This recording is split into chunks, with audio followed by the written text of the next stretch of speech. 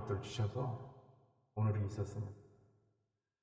맥주감사절은 우리가 6월절을 지키고 그 다음 날부터 49일간 7주 동안 보리씨를 뿌려서 오늘 첫 수확을 하나님께 드리는 절기라 해서 77절, 맥주절, 오순절을 하는데, 도시에서는 이제 우리가 지나오는 것을 생각하면서 하나님께 감사를 드리는 절기, 맥주감사절. 우리는 감사는 깨닫는 거예요. 은혜는 깨닫는 거예요. 그래서 은혜는 가슴에 담고, 그리고 원수는 강물에 흘려보내는 거예요. 오늘 우리가 있는 것은 하나님의 은혜 가운데 있는 거예요. 그것을 마음으로만 가지지 말고 하나님한테 표현하는 거예요. 그럴 때 하나님께서 우리에게 복을 나뉘어 주는 거예요. 머리로 알기만 하면 뭐예요? 행동해야지. 마음으로 믿어 의에 이르고 입술로 시인해서 구원을 받지만, 그러나 구원의 완성은 행해야 돼요. 요즘엔 아는 사람들이 얼마나 많아요. 신학교 나왔네, 뭐 하면. 근데 행함이 없어요. 많은 사역자들을 거쳐보지만 알기는 많이 알아요. 근데 행함이 없어요. 그건 차라리 모르는 데만 못해요. 우리가 하나님께로부터 이렇게 많은 걸 받았으면 계단에서 굴렀어도 허리 부러지잖아요. 목 부러지면 죽어요. 숨 때문에. 이 7번 경처럼. 죽음 속에서도 구해주시고, 넘어졌는데도 얼굴 하나도 안 상하고 밥 먹다 죽지도 않게 하시고, 많은 것들을 채워주시고, 하나님의 은혜, 그걸 깨닫는 거예요. 그러면 그것을 표현해야 돼요. 오늘이 바로 그날이에요. 맥주감사. 우리 지난 6개월을 생각하면서 찬양합니다. 기적을 불러오는 감사라는 제목으로 하나님의 말씀을 전하도록 하겠습니다. 서울 한강에서 일어난 일인데요.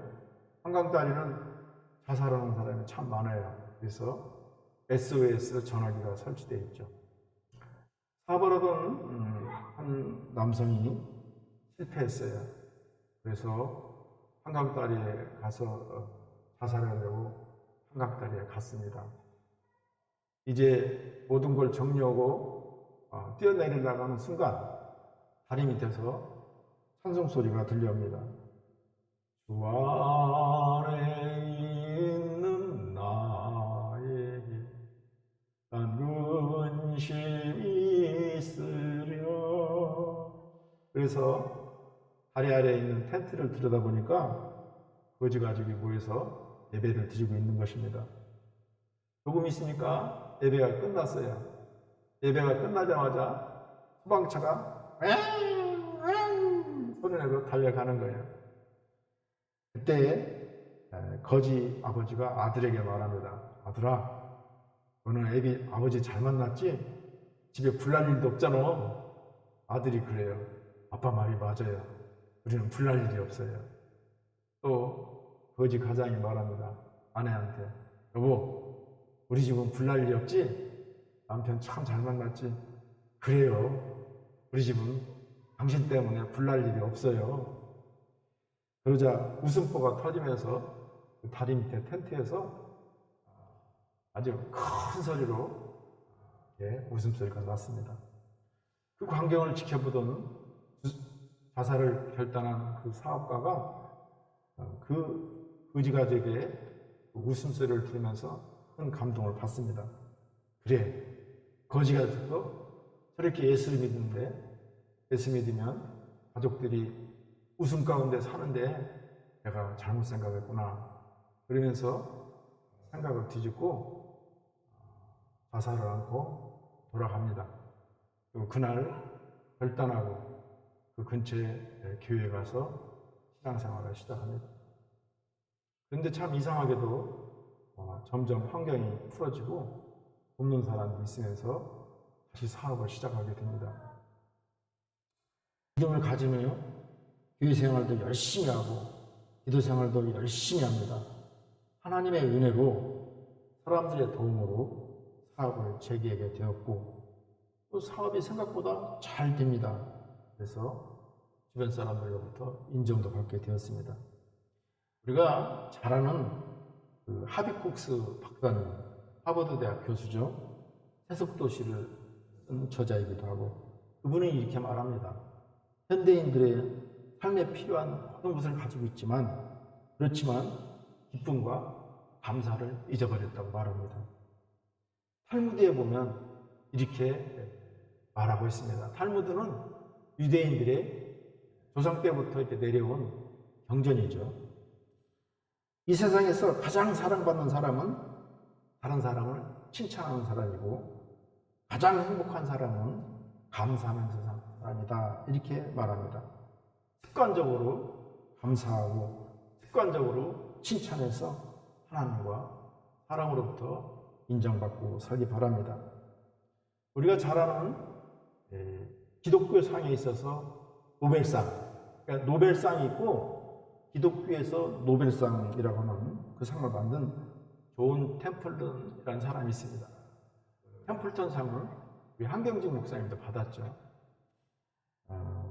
그분은 이렇게 말해요. 감사하면 부가 생기고 불평하면 가난이 몰려게 되고 감사는 행복으로 나아가게 하며 하나님과 함께 있도록 해준다. 이렇게 말하고 있습니다.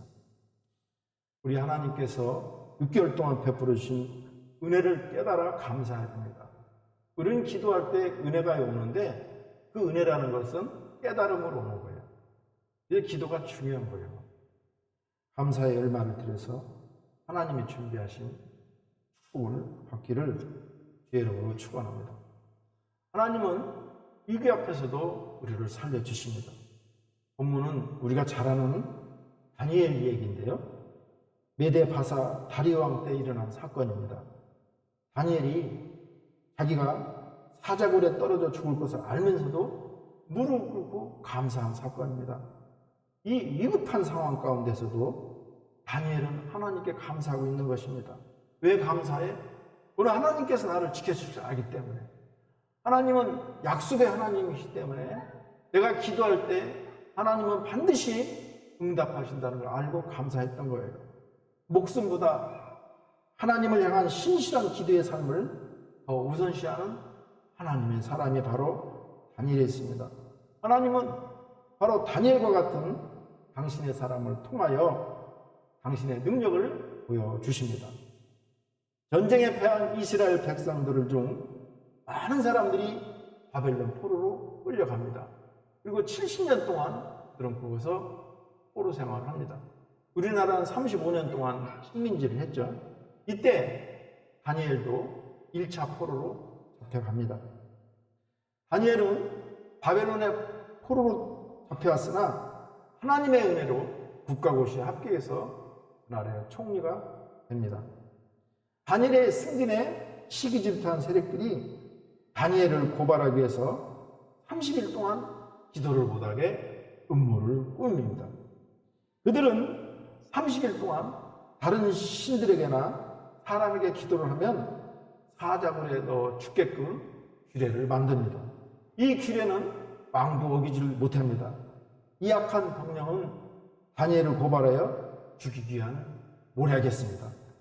그러나 믿음의 사람 다니엘은 이 규례를 알면서도 담대하게 예루살렘을 향하여 창문을 열어놓고 하루 3번씩 기도하는 것입니다.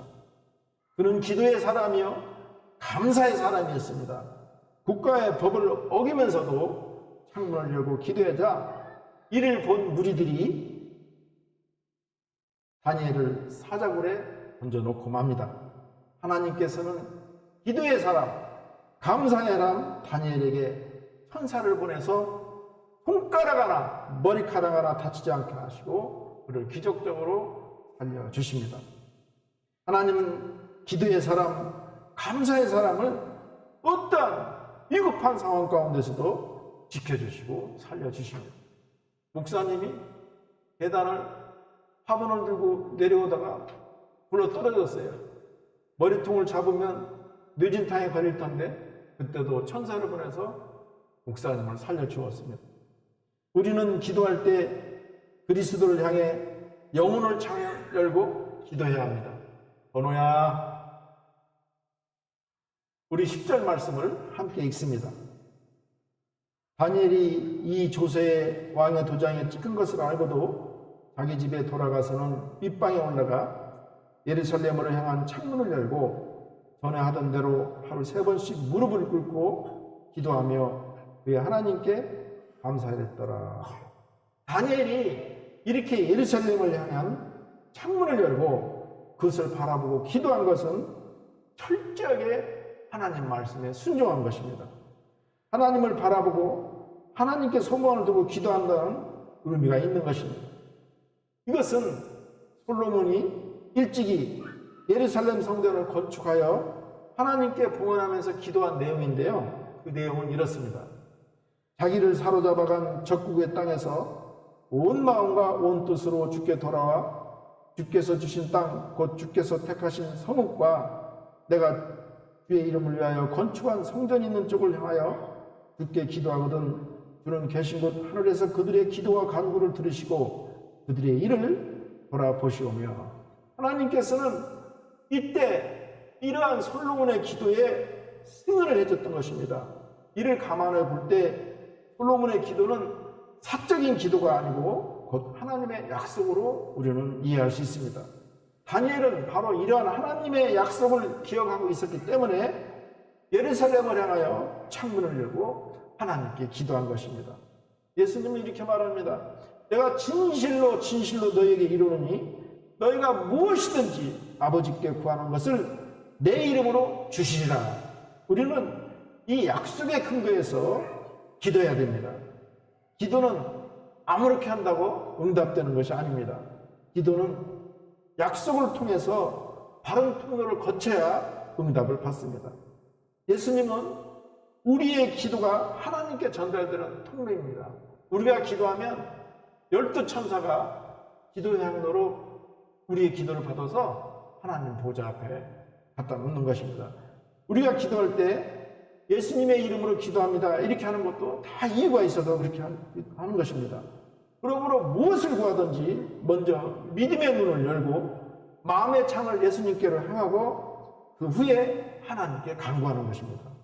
신실하신 우리 하나님은 당신을 의지하면서 간구하는 성도들의 기도를 연락하시고 그의 기도 또한 신실하게 응답하십니다. 히브리서 7장 25절은 이렇게 증거하고 있습니다. 그러므로 자기를 힘입어 하나님께 나아가는 자들을 온전히 구원할 수 있으니 이는 그가 항상 살아계셔서 그들을 위하여 간구하시니라. 살다 보면 어려운 일이 많이 있습니다. 어떠한 어려움과 위기를 만날지라도 하나님께서 우리의 기도를 들으시고 우리를 살려주신다는 이 약속을 확신하는 것입니다. 마음으로 죽음의 위기 앞에서 원망하고 불평해서는 안 됩니다. 이스라엘 백성들은 위기 앞에서 늘 원망하고 불평했습니다. 하나님, 우리를 애굽에서 이끌어내서 굶어 죽이시려 하십니까? 하나님, 저희들을 불러와서 물이 없어 목마르게 죽으려고 하십니까? 원망과 불평을 하다 그들은 그들의 1세대는 모두 여호수아와 갈렙을 제어하고 그 광야에서 죽었던 것입니다. 그들은 재앙을 만난 후에 어떠한 위기 앞에서도 원망과 불평을 벌였던 것입니다. 미국 덴버에서 일어난 일입니다. 사랑하는 두 남녀가 자동차 안에서 졸도하고 있는 것이 발견됩니다. 왜냐하면 두 남녀가 차를 시동을 걸어놓고 자다가 차는 일산화탄소가 나와요. 그래서 아주 환기를 시켜야 돼요. 잠을 푹 자다가 그만 거기에 졸도한 것입니다. 일 가는 사람이 119에 신고해서 소방서에서 나와서 차 유리창을 깨고 그 남녀를 구출해 응급처치를 하고 병원으로 이송했습니다. 그런데 그 다음날 참 이상한 일이 생겼어요. 그 남녀가 영수증을 가지고 소방서에 찾아온 것입니다. 자기를 구할 때 차 유리창을 깬 그 차 유리창 수리부를 달라고 찾아온 것입니다. 우리는 어떠한 일이 있어도 원망하고 불평해서는 안 됩니다. 감당하기 어려운 일이 올지라도 항상 감사하고 주님의 섭리를 깨달으면서 늘 기도하고 감사해야 됩니다. 마지막으로 죽음의 위기 앞에서 하나님께 감사하고 기도해야 됩니다.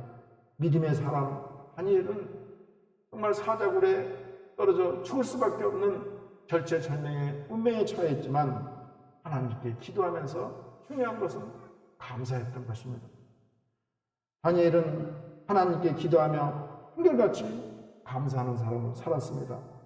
다니엘이 처한 당시의 상황은 나라가 격변하면서 온갖 우상을 섬기는 자들, 암투와 지리로 얼룩진 사람들, 타인을 공격하고 깎아내리고 자기를 높이려는 비열한 사람들, 어떻게 해서든 자기의 허물을 발견하고 그것을 빌미로 실각시키려는 주변에 그런 사람들이 늘어버리는 것이 현실이었습니다. 그렇지만 그러한 세상 가운데 살았지만 다니엘은 세상과도 사람과도 동화하지 않았습니다. 그는 우상에 물들지 않았을 뿐만 아니라 타인들이 저지른 불우함, 비리, 거짓에서 물들지 않았습니다. 푸르름 사랑하는 상로수처럼 의연하게, 진실하게, 거룩하게 살았던 것입니다. 그러나 이러한 다니엘의 신앙의 면모는 결코 우연히 갑작스럽게 세워진 것이 아닙니다. 그 모든 것은 그가 17살 때 뜻을 정하고 왕의 진미를 먹기를 거부한 청소년 시절부터 메대 바사의 총리가 되기까지 80년 동안을 한결같이 하나님 앞에 기도하며 전에 행하던 것처럼 그때에도 하나님께 기도하며 감사하는 삶을 살았기 때문에 그렇습니다. 매일의 삶 속에서 하나님과 교제하는 삶, 그것이 다니엘로 하여금 그처럼 놀라운 인생, 위대한 삶, 축복된 인생을 살게 해준 것입니다. 그러므로 이 시대의 다니엘로 서기를 원한다면 우리에게 주어진 매일매일의 일상을 하나님과 동행하며 성령과 교제하며 순간순간을 살아가는 나날로 갖고 가야 되는 것입니다. 그리고 하나님께 감사하는 것을 무엇보다도 우선시해야 됩니다. 저는 계단에서 화분을 안고 부르면서도 정신이 하나도 없었어요. 그러면서도 하나님께 감사했어요. 그리고 방에 누웠다가 일어나서 또 쩔뚝거리는 발을 가지고 화분을 들어 날렸습니다. 감사하니까 아픔이 없더라고요. 2차 세계대전 때 일어난 일이에요. 일본의 해군 장교 히이치 씨가 전쟁이 끝나고 고국으로 돌아오게 됩니다.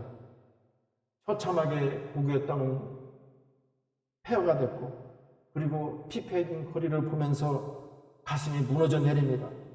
그러나 그를 진정으로 괴롭게 했던 것들은 군인들만 보면 너희들 때문에 패전했다고 손가락질하는 선비들 때문에 그는 매일 분노와 좌절감에 시달려야 했습니다. 그런 고통스러운 세월을 보내던 중 그는 점점점 몸이 마비가 되는 것입니다. 얼굴 말고는 다 마비가 됐어요. 그래서 그는 정신과 병원에 갔습니다. 의사가 기이치 씨에게 묻습니다. 기이치 선생, 낫고 싶지요? 예, 낫고 싶지요. 그럼 제가 시키는 대로 할 수 있습니까? 예, 뭐든지 시키면 하겠습니다. 입은 움직일 수 있으니까요. 그럼 저를 따라 한번 해보세요. 감사합니다.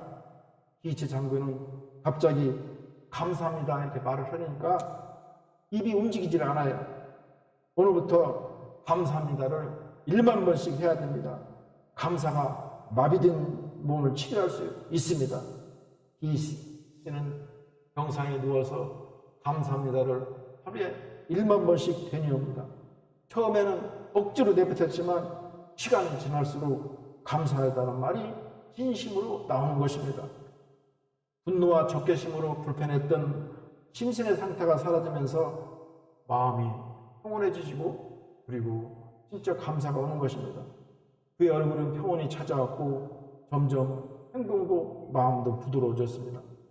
가족들이 BHC가 변하는 것을 보고 그들도 점점 가정이 분위기가 환히 밝아집니다. 예전처럼 화목한 가정으로 서서히 돌아오고 있었습니다. 하루는 막내 아들이 감나무에서 빨갛게 익은 감 2개를 따오면서 아버지 방문을 두드립니다. 아버지, 감 드세요. BHC가 벌떡 일어나서 감을 받으려고 손을 내미는데 손이 펴지는 거예요. 아들도 BHC에서 깜짝 놀랐어요. 그리고 점점 팔, 다리, 허리, 몸 전신이 휘어지는 것입니다. 굳어있던 몸은 마치 감사의 주문에 의해서 마법이 풀듯 그렇게 서서히 풀렸던 것입니다. 감사하는 마음에 기적의 씨앗이 자라납니다. 우리에게 주어진 환경이 어떤 감사한 마음으로 받아들일 때 우리의 마음에는 평안과 기쁨이 찾아오고 결국 불치의 병을 극복하는 기적을 우리는 경험하게 되는 것입니다. 감사는 절망을 밀어냅니다. 희망을 끌어오는 기적의 힘이 있습니다. 감사는 산수의 덧셈과 뺄셈 같습니다. 감사하면 할수록 더 크고 더 큰 기적이 나타납니다. 그러나 반대로 감사가 없는 삶은 뺄셈과 같아서 받은 축복까지도 잃어버리게 됩니다. 기적은 감사가 충만할 때 하나님의 마음을 움직이며 일어납니다. 하나님은 때때로 우리의 작은 감사를 통해서 일상의 작은 감사도 주기도 하지만 가끔은 역경과 시련을 통해서도 감사를 하는 사람을 통해서 기적을 베푸십니다. 다니엘처럼 어려운 위기 앞에서 절망하고 낙심되고 안 되는 것만 바라보지 말고 하나님께 해결해달라고 기도하면서 감사하기를 바랍니다. 죽음의 위기 앞에서 다니엘과 같이 감사하면 우리 하나님께서 살려주는 것입니다. 믿음의 사람 다니엘이 하나님께 해결해달라고 기도하고 무릎 꿇고 감사할 때 하나님은 그를 사자굴 해서 구해냈던 것입니다. 말씀을 정리하겠습니다. 죽음의 위기 앞에서 살려주신다는 하나님의 약속을 붙잡는 것입니다. 그리고 삶 가운데 어떠한 어려움이 있더라도 원망하고 불평해서는 안 됩니다. 그리고 죽음의 위기 앞에서 감사하며 기도해야 됩니다. 그래야 할 때 하나님께서는 우리를 구원해 주시는 것입니다. 우리들도 다니엘과 같이 어렵고 힘들고 죽음의 위기 앞에서 기도하고 감사해서 하나님이 준비한 축복의 열매를 다 받기를 주의 이름으로 축원합니다. 기도합니다. 하나님 감사합니다. 삶 가운데 좋은 일만 있는 것이 아니고 어려운 일도 많이 있습니다. 또 죽음의 위기도 있습니다. 그럴 때 하나님의 약속을 부여잡고 다니엘과 같이 기도하며 감사하게 하여 주옵소서. 예수님의 이름으로 기도합니다. 아멘.